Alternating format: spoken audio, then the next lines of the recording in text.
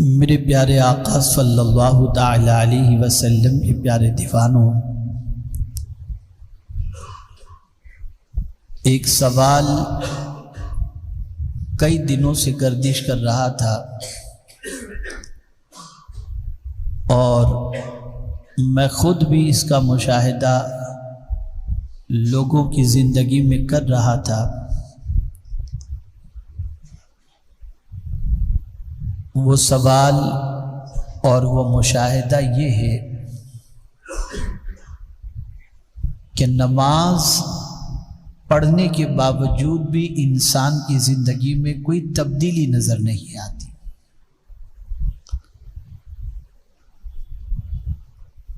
بڑا شوق ہے، بڑا ذوق ہے، بہت سارے ہمارے نوجوان ماشاءاللہ، بلکہ اگر میں یہ کہوں تو غلط نہ ہوگا کہ ممبئی کی سرزمین پر خاص طور پر مسجدوں میں جو نوجوانوں کی تعداد نظر آتی ہے، اتنی تعداد شاید کسی علاقے میں نظر آتی ہے۔ لیکن دونوں پہلو سے دیکھیں کہ نماز بھی پڑھ رہے ہیں اور خرافات کے اندر بھی ہیں، نماز بھی پڑھ رہے ہیں، برائیوں میں ڈوبے ہوئے بھی ہیں، نماز بھی پڑھ رہے ہیں اور راتوں کو اپنی آنکھوں کو گندی بھی کر رہے ہیں۔ تو سوال یہ پیدا ہوتا ہے کہ ایسی نماز پڑھنے والوں کے بارے میں جو تاخیر سے نماز پڑھتے ہیں، وقت گزرنے کے بعد نماز پڑھتے ہیں، یا نماز کو اس کے ارکان کے ساتھ صحیح طور پر ادا نہیں کرتے، ان کے بارے میں قرآن کا کیا حکم ہے؟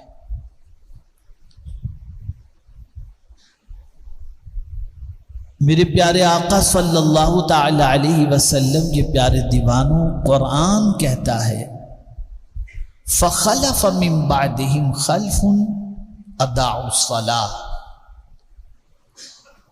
ان کے بعد ناخلف آئے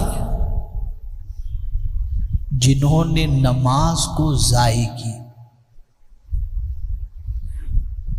اب یہ نماز ضائع کرنا کسے کہتے ہیں یہ نہیں فرمایا گیا،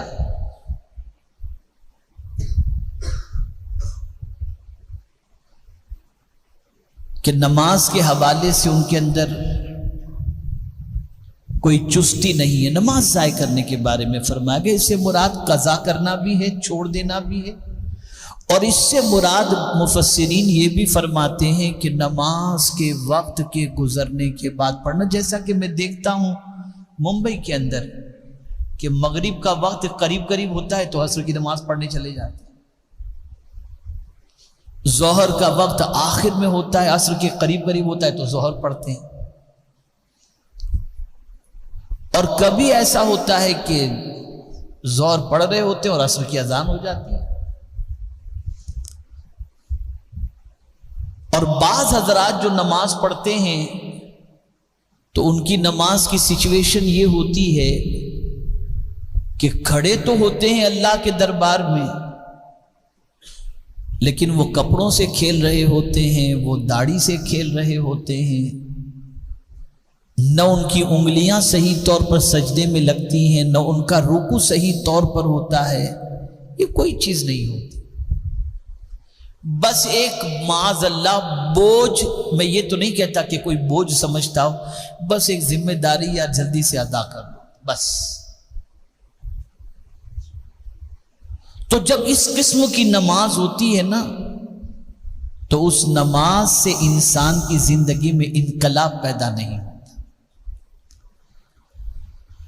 اور ایسی نماز جو وقت گزرنے کے بعد ادا کی جاتی ہو، یا وہ شخص جو نماز قضا کرتا ہو، یا وہ شخص جو نماز کو اس کے ارکان کے ساتھ صحیح طور پر ادا نہ کرتا ہو، اس کے بارے میں جانتے ہیں قرآن نے کیا کہا؟ فَسَوْفَ يَلْقَوْنَ غَيًّا، ان قریب وہ غی سے ملے گا، جنگل میں جا گرے گا۔ یہ غی کیا ہے؟ چونکہ اب تو مسلمان کی پوزیشن ایسی ہو چکی کہ بڑا بے باک ہو گیا، اس کو قیامت کی عذاب سے ڈرا، مولانا دیکھا جائے گا معاذ اللہ، قبر کے عذاب سے ڈراؤ، مولانا ٹھیک ہے بس اللہ معاف کرنے والا ہے۔ اتنی بے باکی ہو گئی، اتنی بے باکی ہو گئی کہ سب سے زیادہ اگر مسلمان کسی سے بے خوف ہے تو وہ اللہ سے بے خوف، اللہ کا ڈر نکل گیا، اللہ کا خوف نکل گیا۔ کیا وجہ تھی کہ صحابہ کرام علیہم الرضوان نماز پڑھتے تھے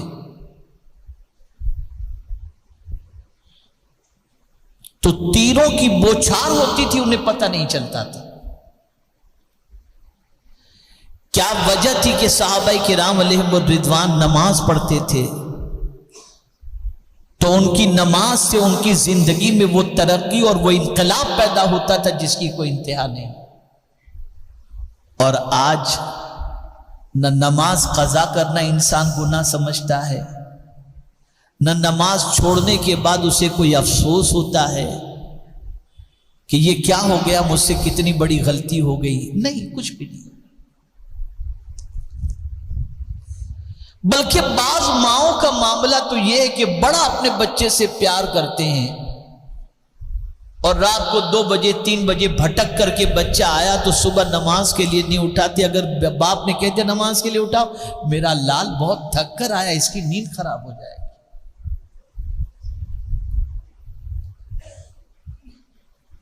ترک صلاۃ کو کوئی معمولی گناہ سمجھ نہیں رہا آج۔ نماز کو ضائع کرنا اتنا بڑا گناہ ہے کہ قرآن کہتے ہیں فَسَوْفَ يَلْقَوْنَ غَيًّا۔ یہ غی کیا ہے؟ آپ کو بتاؤں، جہنم اتنا گہرا ہے کہ اگر ایک کنکر جہنم کے کنارے سے پھینکا جائے تو تہ میں جانے کے لیے 70,000 سال لگتے ہیں، اتنا گہرا ہے جہنم۔ اور اسی جہنم کے اندر ایک وادی ہے، ایک کنواں ہے، اس کنویں کا نام غی ہے۔ یہ میں کس سے کہانی نہیں سنا رہا، یہ قرآن کی بات کر رہا ہوں جس کے ایک ایک حرف پر آپ کا بھی ایمان ہے، ہمارا بھی ایمان ہے۔ اور اگر قرآن کے ایک نقطے پر بھی کوئی ایمان نہ رکھے تو گیا کام سے۔ ہم سب قرآن کے ماننے والے، اس قرآن نے یہ کہا فَسَوْفَ يَلْقَوْنَ غَيًّا۔ یہ غی کیا ہے؟ یہ جہنم کے نچلے حصے میں ایک کنواں ہے۔ کیا ہے اس کنویں کے اندر؟ اس کنویں میں جہنمیوں کا خون اور جہنمیوں کا پیپ رکھا ہوا ہے، اور وہاں پر اس بندے کو ڈالا جائے گا جو نماز کو قضا کرتا ہے، نماز کو ضائع کرتا ہے۔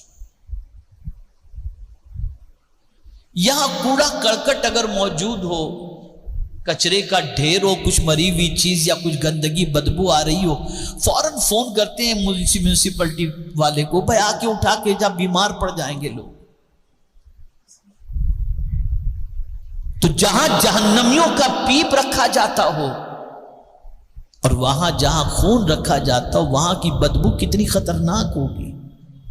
اس میں اس شخص کو ڈالا جائے گا جو نماز کو ضائع کرتا ہے۔ میں بہت توجہ چاہوں گا، صحابہ کرام علیہم الرضوان کے نزدیک مسلمان اور کافر کے درمیان جو چیز فرق کرنے والی تھی وہ نماز۔ صحابہ جب کسی کو دیکھتے کہ یہ نماز نہیں پڑھتا تو سمجھتے تھے کہ یہ کافر ہے اس لیے نہیں پڑھتا، یہ آئیڈینٹی تھی۔ میں تھوڑی تلخ بات کرنے جا رہا ہوں، الحمدللہ پکا سنی ہوں اللہ کے فضل و کرم سے۔ میری تو تمنا ہے کہ مروں تو کوئی وہاں بھی جنازے کو کاندھا بھی نہ دے، الحمدللہ۔ لیکن میں دیکھ رہا ہوں کہ ہمارے مسلمان بھائی جو ہیں کبھی جلوس میں، کبھی عرس کی تقاریب کے اندر نمازوں کو آسانی سے چھوڑ دیتے ہیں اور اس کو وہ اہمیت نہیں دیتے الا ماشاءاللہ. سب کی بات نہیں کر رہا ہوں، ماشاءاللہ اب تو کافی چینجز آ رہی. میں نے بہت ساروں کو دیکھا کہ مغرب کی اذان کا وقت ہوتا ہے، آستانے پہ کھڑے ہو کے سلام پیش کر رہے ہیں، فاتحہ پڑھ رہے ہیں، مسجد میں نماز کے لیے نہیں جائے. یہ نہیں پوچھا جائے گا کہ اللہ کے ولی کی بارگاہ میں گئے تھے یا نہیں، یہ ضرور پوچھا جائے گا کہ نماز تم نے ادا کی تھی کہ نہیں. نماز پڑھو پھر ان کی چوکھٹ پر بیٹھ جاؤ.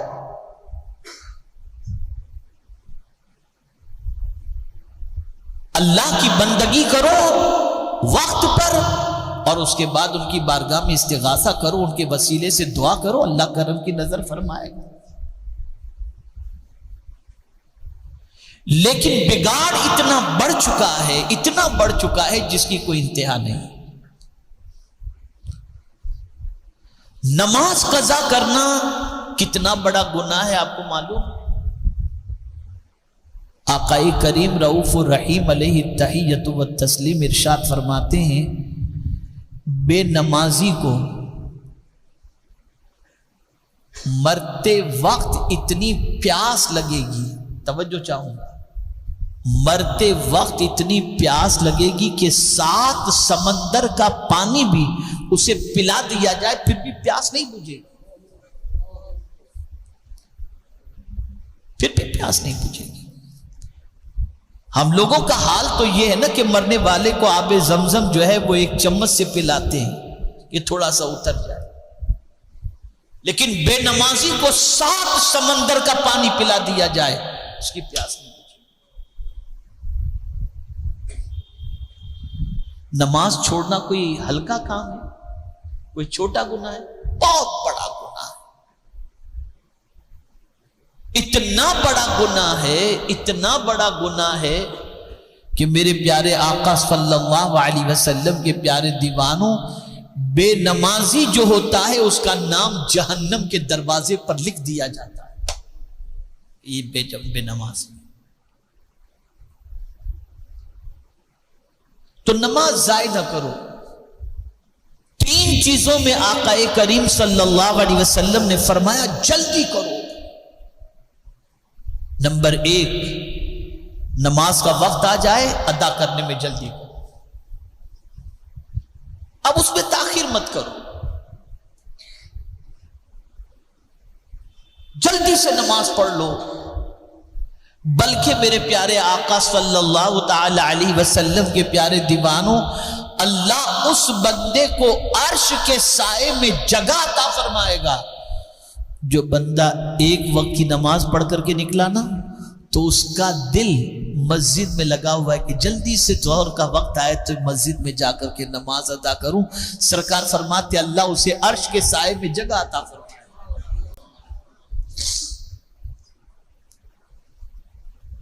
نماز کی فکر کرو. اور وہ لوگ جو نماز میں ادھر ادھر دیکھتے ہیں،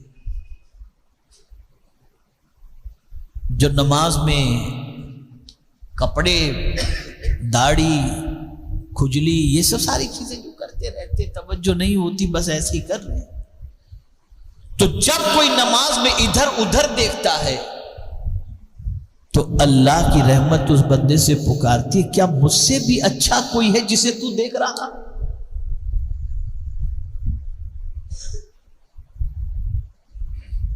نماز پڑھو یکسوئی کے ساتھ پڑھو. جب وضو کرو اچھی طریقے سے وضو کرو، کہیں پانی جو ہے وہ بہنے سے رہ نہ جائے. چھوٹی فضیلت ہے وضو کی. آقا کریم صلی اللہ علیہ وسلم ارشاد فرماتے ہیں جب کوئی وضو کرتا ہے، چہرہ دھوتا ہے تو چہرے کے گناہ معاف ہو جاتے ہیں، کلی کرتا ہے منہ کے گناہ معاف ہو جاتے ہیں، ہاتھ دھوتا ہے ہاتھ کے گناہ معاف ہو جاتے ہیں، پیر دھوتا ہے پیر کے گناہ معاف ہو جاتے ہیں، اور اگر وضو سے پہلے بسم اللہ پڑھ لے اللہ پورے جسم کے گناہوں کو معاف فرما دیتا ہے۔ یہ وضو، اور اسی پر اکتفا نہیں بلکہ ایسے وضو کرنے والے سے اللہ محبت فرماتا ہے، محبت فرماتا ہے۔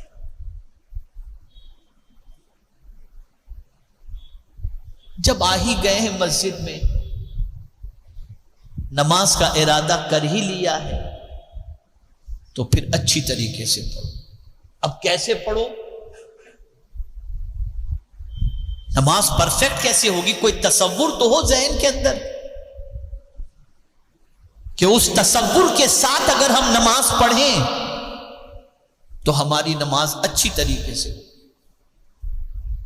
میرا اکثر جو ہے وہ سیلنگ سے جانا رہتا ہے تو ڈرائیور جو ہے ٹیکسی ڈرائیور وہاں گاڑی سلو کر دیتا ہے، حضرت یہاں پر 60 کی اسپیڈ سے زیادہ نہیں چلا سکتے ورنہ ابھی کیمرے میں آ جائیں گے کہ میرا دیکھ رہا ہے اسپیڈ سلو ہو گئی۔ تصور ذہن کے اندر آیا۔ اب حضور سے پوچھتے ہیں یا رسول اللہ صلی اللہ علیہ وسلم نماز کیسے ادا کریں؟ تو بس اس حدیث کو ذہن میں محفوظ کر لو، پھر نماز پڑھو، نماز کی لذت محسوس ہوگی۔ آقا کریم صلی اللہ علیہ وسلم فرماتے ہیں نماز اس طرح پڑھو جیسے تم خدا کو دیکھ رہے ہو، اور اگر یہ تصور قائم نہیں ہوتا تو یہ تصور قائم کرو کہ وہ تمہیں دیکھ رہا ہے۔ اب ظاہر سی بات ہے جب یہ خیال آ جائے کہ وہ دیکھ رہا ہے تو ہمارا رب دیکھ رہا ہو تو ہمیں نماز میں کتنی اچھی طریقے سے سارے ارکان ادا کرنے چاہیے۔ تو اس تصور کو جمع کر کے نماز ادا کرو۔ نگاہوں کو سجدے کی جگہ پر، رکوع میں جاؤ تو انگوٹھے کی طرف، یہ ان ساری چیزوں کا خیال کرو۔ انشاءاللہ العظیم زندگی رہی تو میں اس کو تھوڑا سا سمجھانے کی مزید کوشش کروں گا تاکہ جو محنت آپ کر رہے ہیں نماز کے سلسلے میں اس محنت کا صحیح معنوں میں آپ کو ثمرہ بھی ملے، پھل بھی ملے، اور ہم سب کی نماز بھی درست ہو جائے۔ اللہ رب العزت جل جلالہ آقا کریم رؤوف الرحیم علیہ التحیۃ والتسلیم کے صدقہ و طفیل ہم سب کو نماز ضائع کرنے سے بچنے کی توفیق نصیب فرمائے۔ اللہ مجھے آپ کو سب کو توفیق نصیب فرمائے۔ وما علینا الا البلاغ المبین۔ السلام علیکم ورحمۃ اللہ۔